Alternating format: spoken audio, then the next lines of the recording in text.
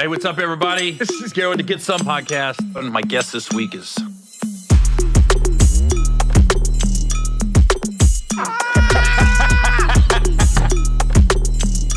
This motherfucker Gary.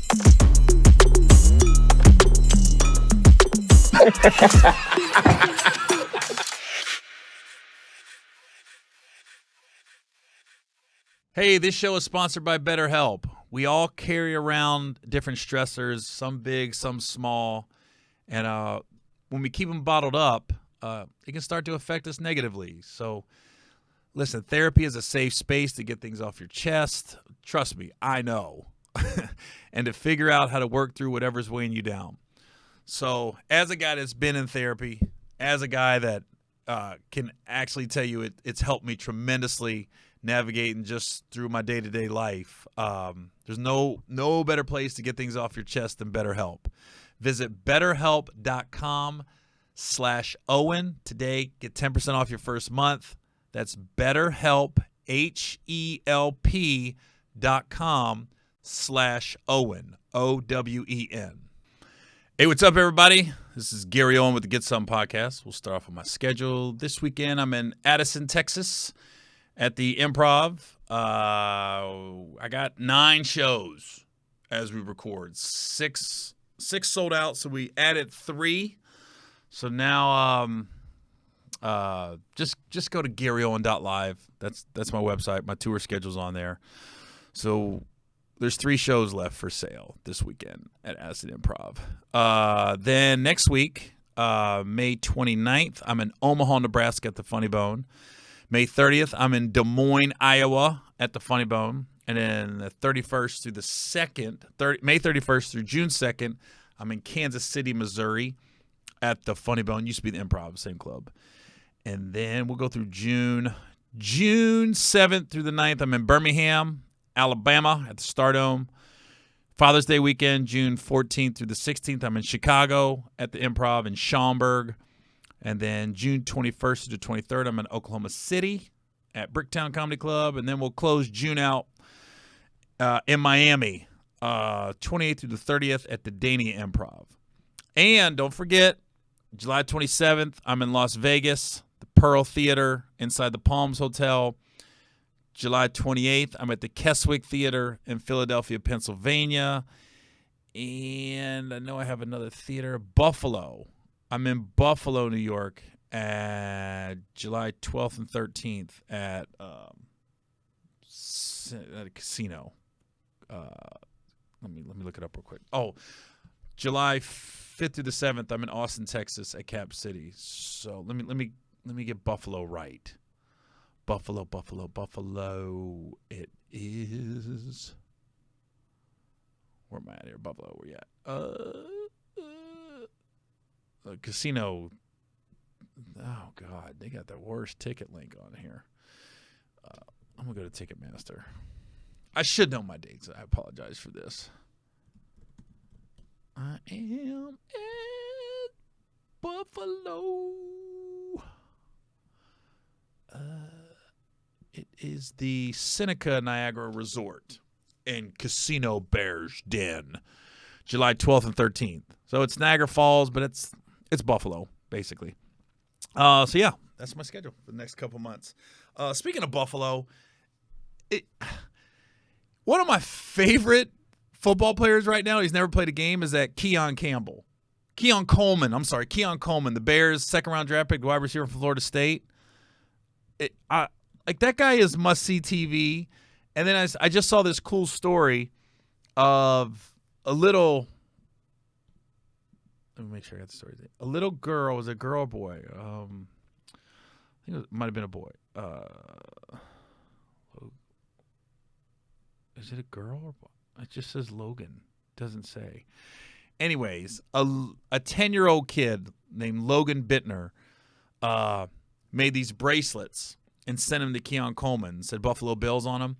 So, like all the rookies, they always have these rookie basically pitcher day. And all the rookies get in their uniforms and take basically promo shots in the uniform. And Keon Coleman wore the bracelet that this 10-year-old kid made for him. and didn't tell anybody he was going to do it. And it took like a crack reporter to figure out, like, where'd you get that bracelet? And then he realized when they posted a picture of the kid, the kid realized and the parents realized that he wore the bracelet. And I was like, all his interviews and every time he talks, it's just must-see TV. So I'm not a Bills fan, but, man, I'm a fan of this guy, Keon Coleman. I wish the Bengals would have picked him up, but Bengals got some good draft picks. But anyways, just a cool story. If you ain't looked it up, look up Keon Coleman and the bracelet that he wore for the rookie picture day. It's with all the shit going on this week, it was a feel-good story that kind of didn't get the press it should have because of all the other BS going on. No Diddy. Gonna get into that in a minute. But yeah, it was just a cool story. So, the NBA playoffs are not going as expected. I mean, Dallas versus Minnesota in the conference finals. Who called that at the beginning of the year? And one thing I can't wait for this Minnesota-Dallas series just because when Kyrie's locked in and he's got some people, as you know, anybody that's ever played basketball, whether you're in the YMCA, college, or pros, some people you have chemistry with. And clearly he's got chemistry with Luka. And when Kyrie's locked in like he is and he enjoys playing ball and all the other BS is set aside, I mean, he's tough to stop. And he's locked in right now. And Minnesota is just so deep. I could see this series. If I'm going to pick, I would pick Minnesota to win it, but I'm rooting for Dallas. So that's how it goes. I could see Minnesota doing what Detroit did to the Lakers 20 years ago, and just they're such a deep, and I think overall they're a better team. It's hard not to root for Luka and even Kyrie at this point, and then Jason Kidd coaching them. But dang, Minnesota, they're deep and big, and Anthony Edwards is like about to be the new face of the NBA. Well, what I like about this year's the last 4 teams left is you got 4 superstars. One of them's going to get their first ring. It's either going to be Jason Tatum getting his first ring with the Celtics, Luka Doncic getting his first ring with the Mavericks, Anthony Edwards getting his first ring with the Timberwolves, or Halliburton getting his first ring with Indiana. Or you can say Mike Conley, too. He's been around for 16 years. That's crazy to me. So somebody's going to get their first ring, and that's the cool part about this NBA season. There's going to be somebody that is an all-star, that is and they're going to get a ring with the team. And it's cool. It's going to be with the team that they've come up with the whole time. It's not going to be got traded.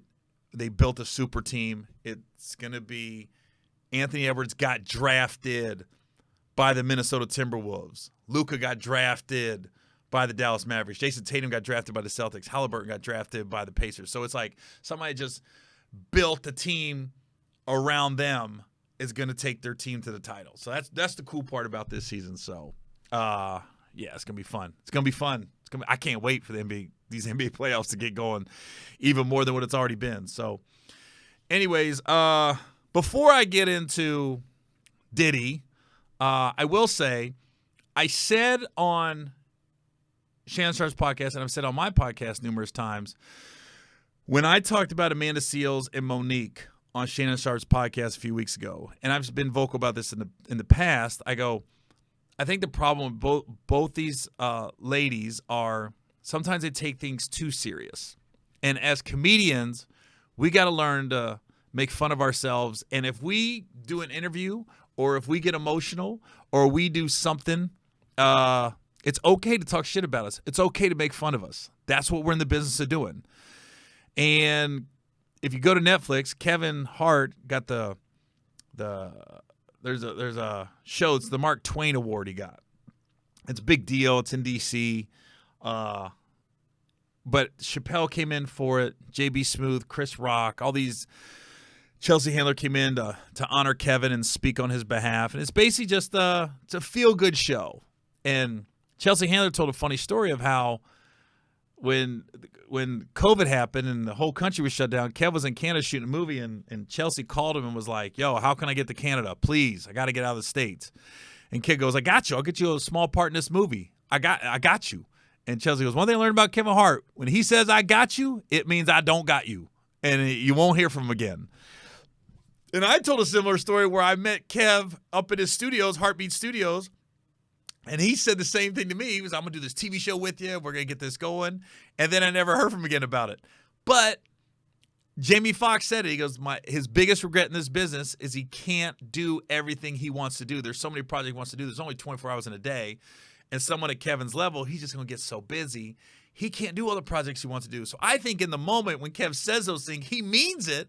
But then he realized, oh, shit, I ain't got time to do all this. So when Monique went on Shannon Sharp's podcast and said, I met with Kevin. He put me on his Gold Mines podcast. And when we got off the phone, he wanted to do all this stuff with me. And then we didn't do it.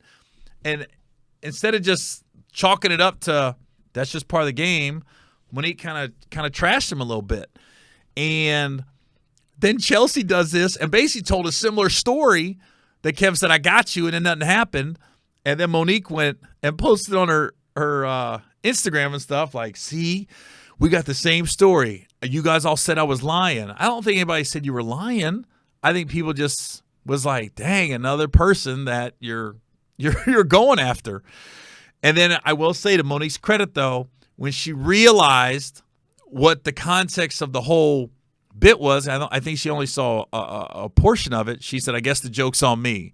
So it was like in that instance, I was like, okay, Monique's still a comedian at the core. She got it. So it was a nice moment, I think, for Monique. In my eyes, it was like, okay, she can admit she was wrong, and she can admit that, yeah, she took that the wrong way. So, you're still a comedian at the core, so still something there. Anyways, I don't even know where to start with this Diddy stuff. That video got released this week of him brutalizing Cassie, and you saw there were so many people that hasn't spoke up. Like, I'm wondering where the heck's Meek Mill at and all this. That's his boy. He hadn't said a word. There's nobody from quote-unquote bad boy that said a word. So I've watched so many different podcasts, interviews, bits on Instagram, and there's a couple that stuck out to me. One was the Pivot podcast with Ryan Clark.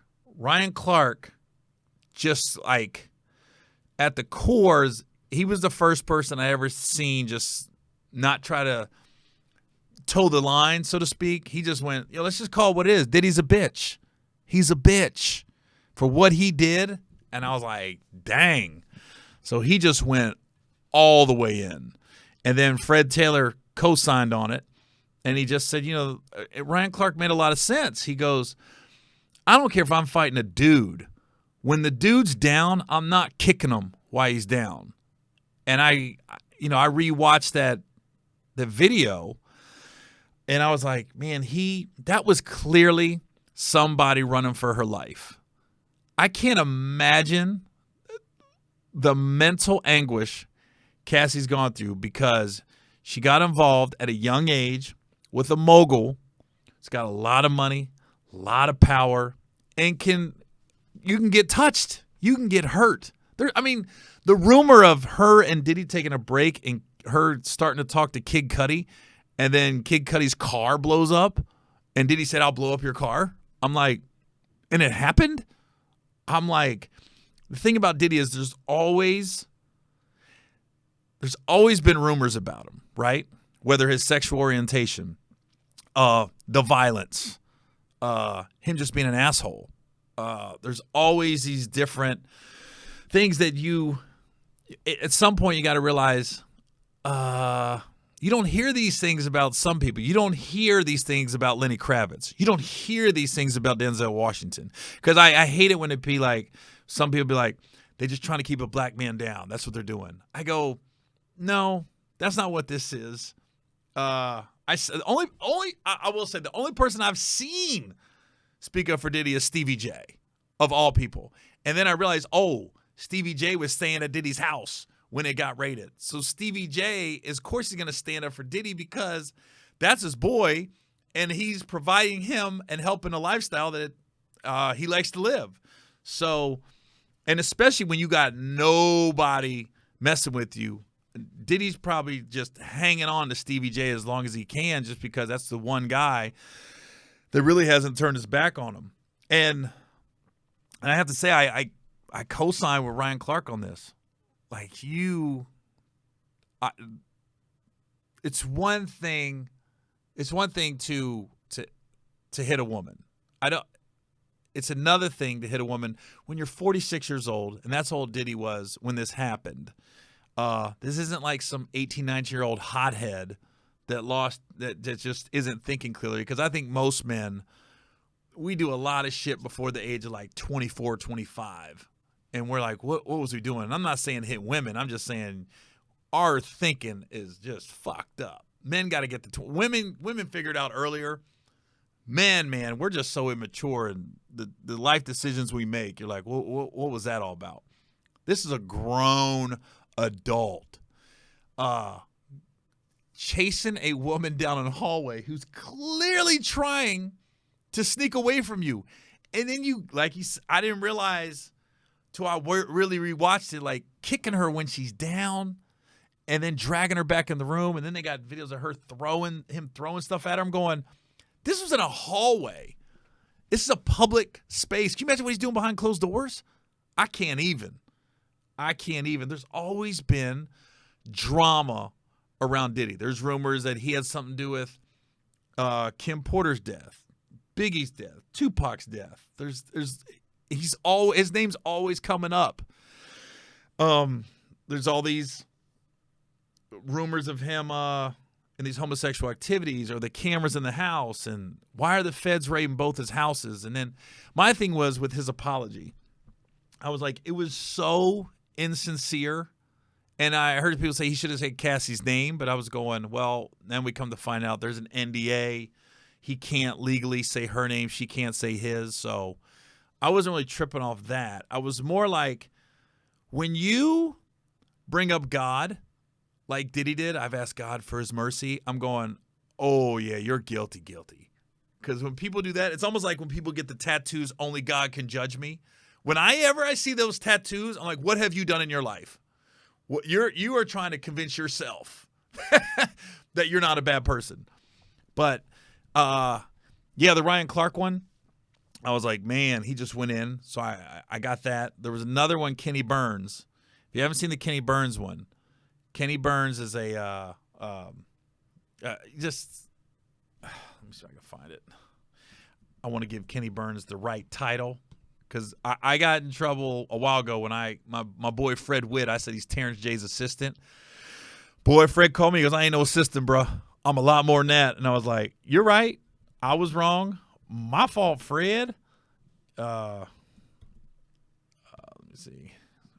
So let me give Kenny Burns the proper title. Well, it says radio host on Wikipedia. I think Kenny Burns is a lot more than that.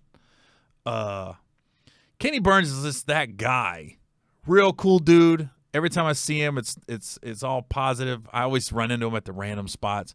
He's an industry executive, entertainment industry executive. That's a great title for Kenny Burns. Wikipedia says television, radio host, entrepreneur. If you get a chance, look up his thoughts on Diddy. Let me see if I can find it. So I don't want to misquote people.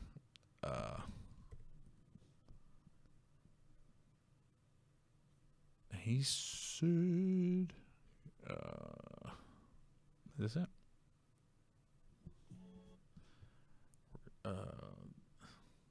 No, this isn't the one. Basically, I don't want to spend too much time looking it up, but he said something that I didn't even realize. He said, if you realize right now, Diddy doesn't have any friends. He doesn't have nobody speaking up for him. He's really got nobody around him right now. He goes, because he said, everyone around him basically was using him. You're only around Diddy if you're hoping he can further your career, put money in your pocket, but he doesn't have any real friends. And I was thinking, I was like, yeah. That's why I said, where's Meek Mill at? Why isn't he speaking up for him? Where's all these other people that Diddy's worked with in the past? And nobody's speaking up for him. But I think he's treated people like shit for a long time. And a lot of people are actually, they're not happy that this happened to Cassie, but there's a lot of people happy that Diddy's there's a downfall of him right now. You see a lot of people speaking out against him. Not a lot of people speaking for him. He's got ex-bodyguards coming out, and everybody kind of says the same thing. And I think all these bodyguards and all these people that used to work with him, I think they're all full of shit too. Because if you enabled this behavior and you saw it, then to me you're a piece of shit too. But what I've noticed, and really look at all the interviews, everybody says the same thing. I didn't see anything. I know he went into a room and then he came out and either Cassie had bruises or Kim had bruises, or he went in the room with the dude and then the dude came out and he looked disheveled. Nobody is saying they saw the abuse. They're all saying, I don't know what happened. I know I saw him, yell and scream and fight, but then they close the door. I don't know what happened. So they're all kind of like washing their hands of it. But we know a lot of people saw him hit people, hit women. A lot of people saw him act irrational and go off. And so I think that's some people's way of, I'm going to wash their hands of it. And this is one of them things, man, when you see a video like this, and then you've always heard rumors, and then Diddy doubling down saying, I'm innocent. I can't wait till everything comes out. Time will tell the truth. Hold on. That's when sorry, there's so much out there right now. That's what tells you he's not really sorry, because he would have said nothing and then issued an apology. That's different. But he doubled down and fought back. I can't wait to clear my name of all these BS charges. This is a money shakedown. And there's a little validity to that. There is people that, I'll just settle for money. Because listen, you can say what you want. When the money that some of these people are getting, especially Cassie, it's like, do you want to see justice? Do you want to see him go away? Or you just want him out of your life? And that's really all you want. I want to be as far away from this man as I can get. And if you're going to compensate me with financially, yeah, I'm going to take it. Everybody would take it. But him being in jail or not being in jail is not going to change what happened. I just want him to leave me alone, basically. So I don't knock her for that or her people. But this is one of them cases where you can't really toe the line. You can't say, I don't have an opinion on it. Because in our world, the entertainment world, it's like, I don't want to say entertainment world, it's anywhere. When you see the level of violence and disregard, like, he paid $50,000 for the hotel video, so it wouldn't get released, and then I think he knew he had the money, so he's like, yeah, I can beat her ass in the hallway, and I'll just do it always then. I'll pay people off. And this is so different than, I saw somebody bring up Michael Vick. Like, there could be redemption. Look at Michael Vick. I go, that's so different, because with Michael Vick, he was raised in that culture. He was raised in dogfighting. And that's, as bad as that is, that's not beating a woman and holding a woman hostage. And Michael Vick was young. This is a 46-year-old man doing this. Can you imagine what he was doing in his 20s? Can you imagine what he was doing in his 30s to people? But this ain't something you could toe the line. I've seen a couple people say, we can't judge. We've all done things we're not proud of. And I go, no, never beaten a woman. Shoot. And we all keep saying don't hit a woman. How about don't hit anybody? How about we just don't hit anybody? That part. Don't hit a man or a woman. Just don't get in fights. Just walk away. It's not worth it. If you win a fight, your hand hurts. And if you lose a fight, your face hurts. Like, either way, something hurts. So a lot of people are like, we just can't hit women. I'm like, no, let's not hit anybody. How about that part? No reason to fight anybody. I saw a couple people that on my social media timeline that was like, they kept saying that. I was like, oh, you're towing the line because you probably have a relationship with Diddy, or you know his circle. I don't know if you know his sons or something, daughters, everything else. I'm like, oh, you're kind of towing the fence right now. You know, I heard some people say a lot of people are just going to talk about it for clicks and things like that. And I go, there's some truth to that, but it's a hot topic. If you're in the news, entertainment, podcast world, that's what we're going to talk about. Is Diddy. What else is there to talk about? It's like that's the number one topic right now. So of course, people are going to talk about it. Hey, this show is sponsored by BetterHelp. Listen, we all at times we got to talk through something. We got to get stuff off our chest, and we all carry around different stressors. Some big, some small. I know I do. Therapy's helped me tremendously in my life. And here's the thing: when we carry around these different stressors and we just keep them bottled up, it can start to affect us negatively.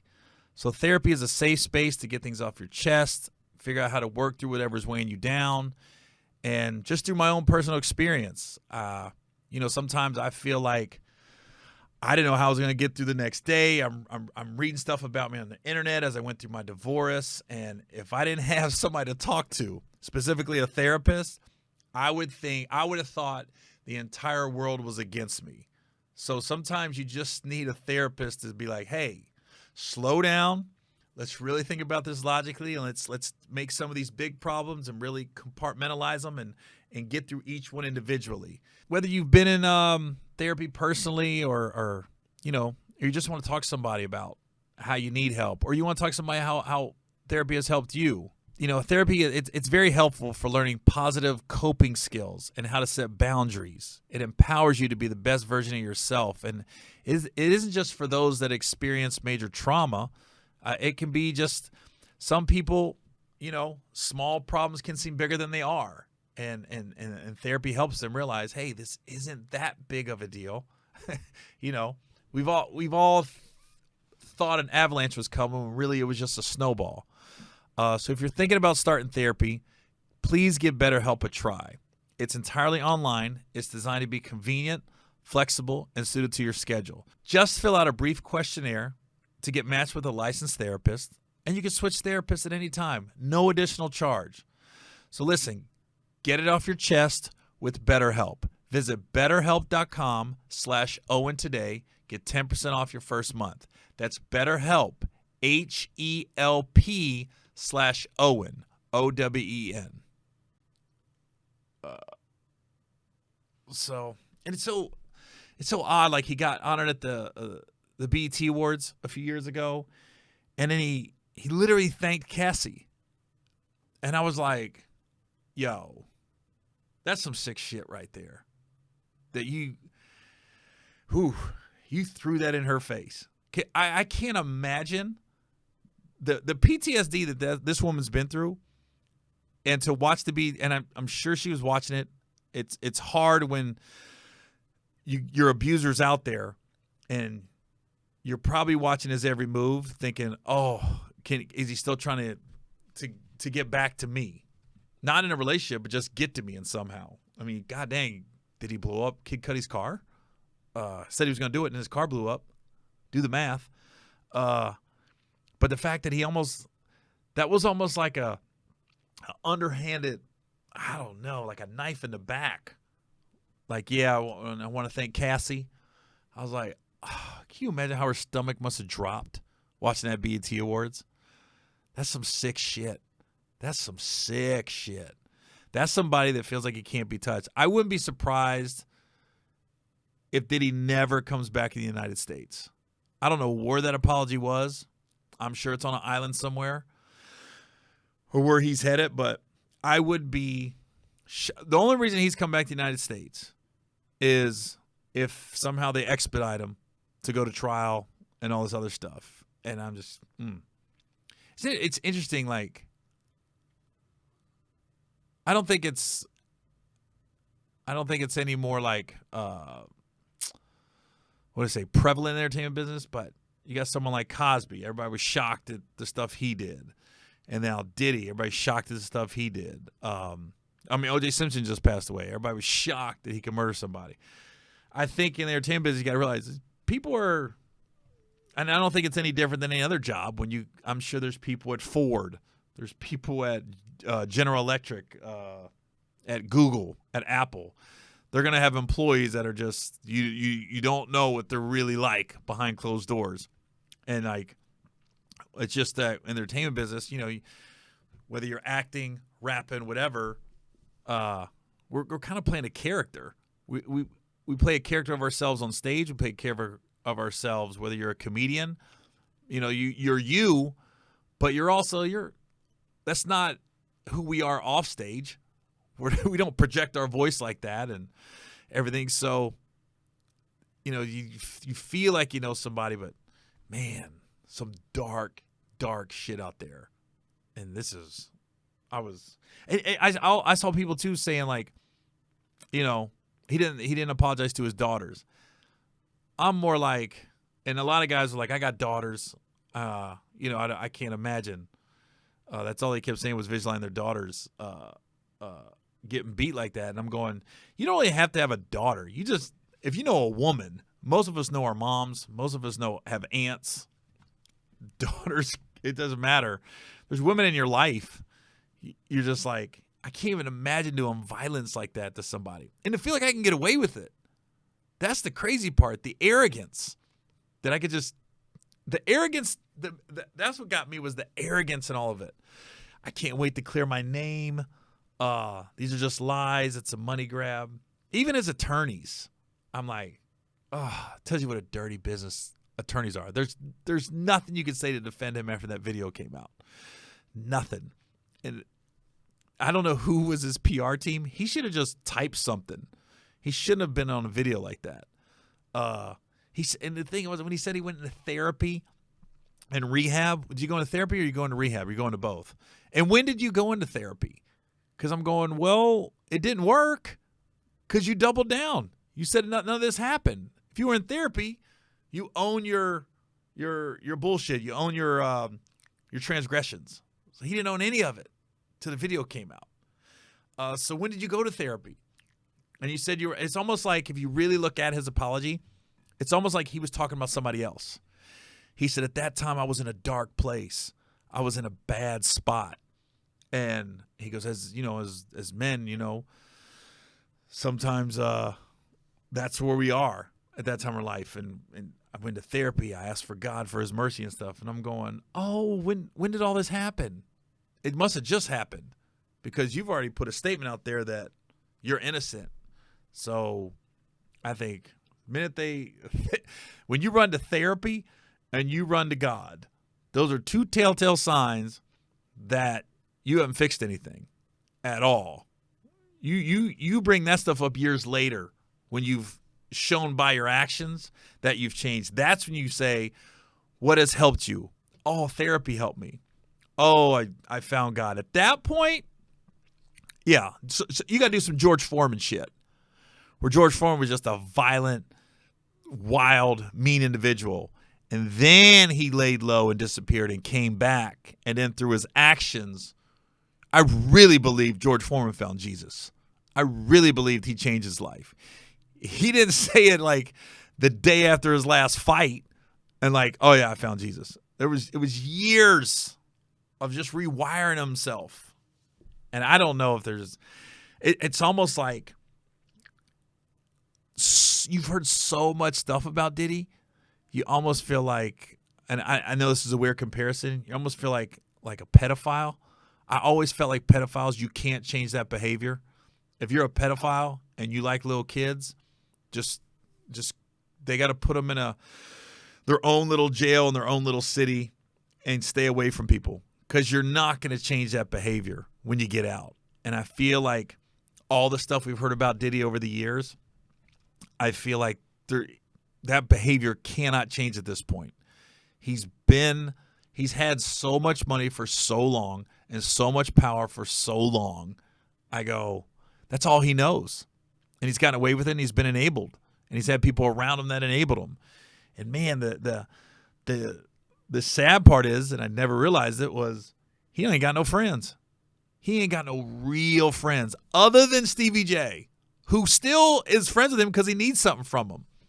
But I just think when you treat people like that, now people are like, ooh, let me just wash my hands of this. Because even Slim Thug had to take an L.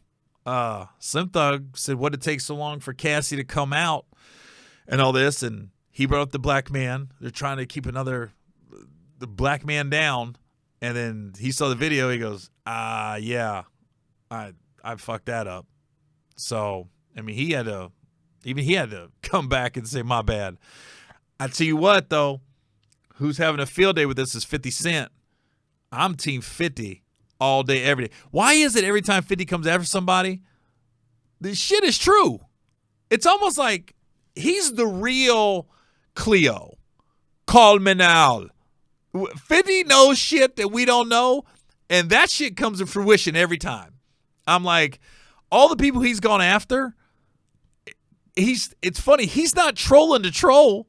He's trolling with the truth. I mean, you got time after time of 50 Cent just being right on the money with shit. And it's just like, oh my God. He's been on Diddy for so long. He's like, yep. And then when Diddy's son came after him, and then who said you can't come after his son? That hold on. Somebody came after 50 and said, you got to leave his son out of it. I don't know who did. You guys will tell me in the comments. But he's been from day one the anti-Diddy guy.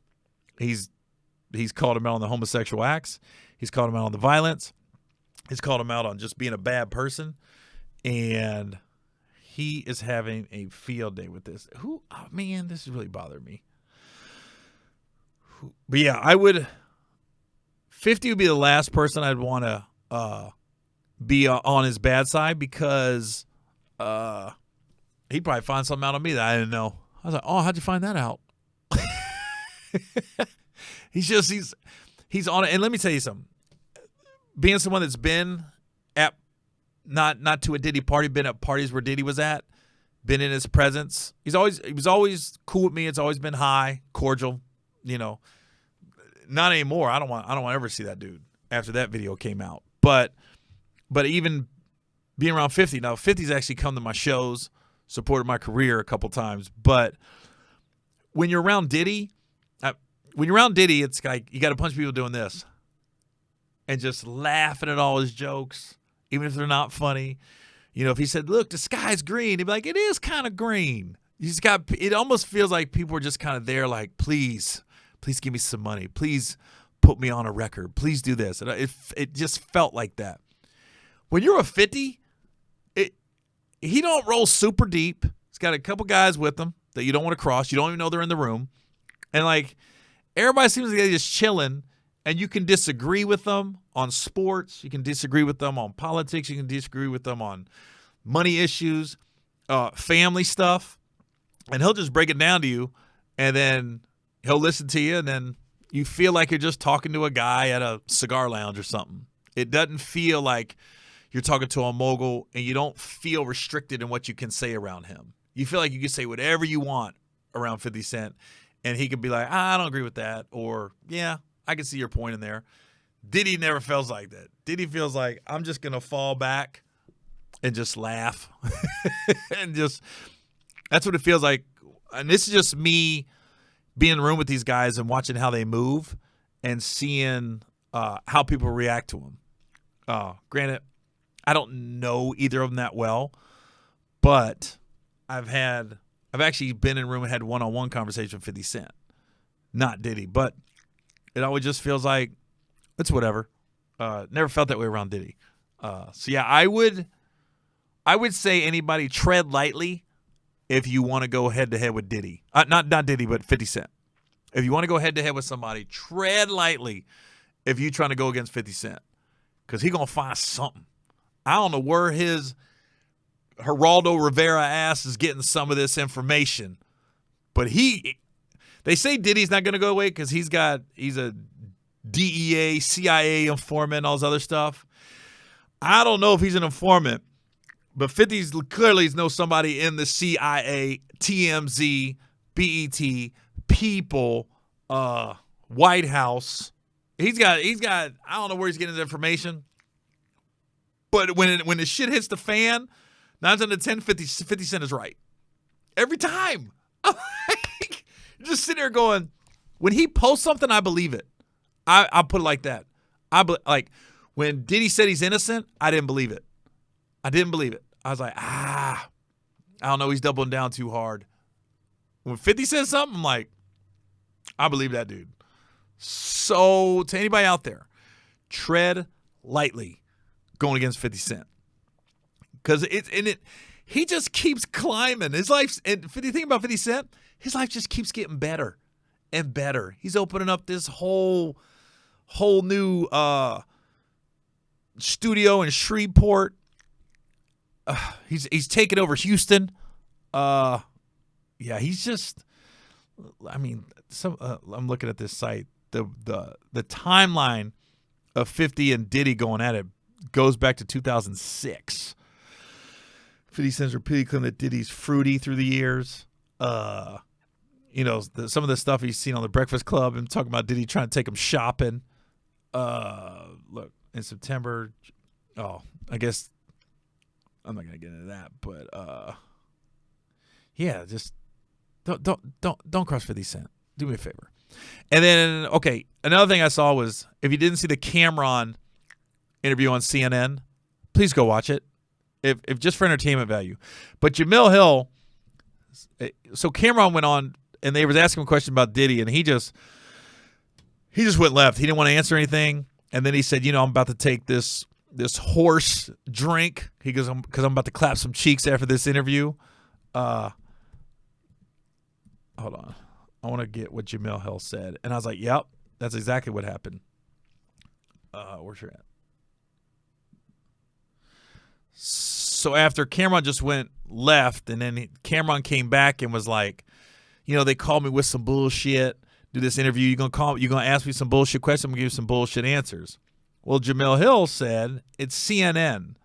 There's no way this is adding up. Either Camron's full of shit or a producer is getting fired at CNN. So this is what Jamil Hill said on her Twitter page, which I was like, oh, yeah. She said, so something that ain't adding up. I've done CNN hundreds of times, including Abby's show. She was like, before every single appearance, a producer tells me or someone on my team what my segment is about and the types of questions that I'll be asked. If you aren't a regular, producers typically insist on a pre-interview with either you or someone on your team who relays your talking points. So either, one, a producer didn't tell him or his team what kind of questions he would be asked, or two, a producer told him or someone on his team, and he purposely decided to use this opportunity as a publicity stunt. Anyway, someone in his camp didn't tell him what he was being asked. I'm betting that if someone in his camp didn't tell him what he would be asked, they're not going to admit it that they messed up. Also, if a producer not being on their job led to this, today is going to be a tough day for that person, aka someone's getting fired at CNN. So, either way, someone dropped the ball. Either Camron just like, nah, I'm just going to do this wild interview and then act like I didn't know what was happening, or somebody on his team dropped the ball and didn't give him the question. I will say, every time I've done an interview with a news publication, they screen what they're going to talk about beforehand. Or your people, your publicist, your manager says, hey, he don't want to talk about this. Don't bring it up. So, yeah, I tend to think Camron knew what he was doing. He's a smart guy. I don't think he just went up there and got blindsided by the bullshit. I think he was like, you know what? I'm going to use this to pump my podcast and to pump this horse juice I'm about to drink. So, yeah, we'll see. I guess we'll never know unless somebody comes out and says they got fired this week at CNN. So, anyways, this was a very Diddy-heavy show. But, yeah, I just felt bad for Cassie in the end, because she got in this entertainment business just to do music, and she's been through a lot in her life. So she deserves that money and deserves just to have peace finally in her life. So, yeah. Anyways, that's all I got. So we'll see you guys next week. This is Gary Owen with the Get Some Podcast.